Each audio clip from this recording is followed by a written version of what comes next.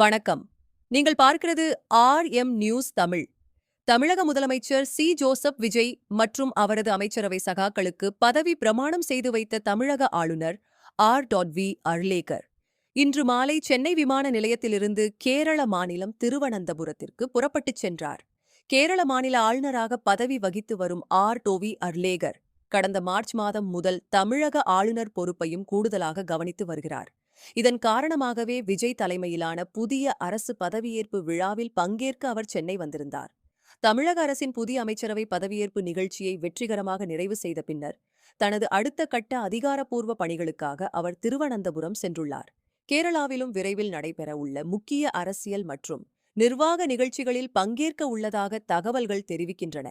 குறிப்பாக புதிய அமைச்சரவை தொடர்பான ஆலோசனைகள் மற்றும் அதிகாரப்பூர்வ நிகழ்வுகள் காரணமாகவே அவர் அவசரமாக கேரளா திரும்பியதாக கூறப்படுகிறது.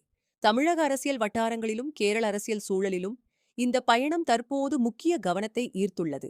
இது தொடர்பான மேலும் பல அப்டேட்களுக்கு ஆர்எம் நியூஸ் தமிழ் சப்ஸ்கிரைப் செய்து தொடர்ந்து பாருங்கள்.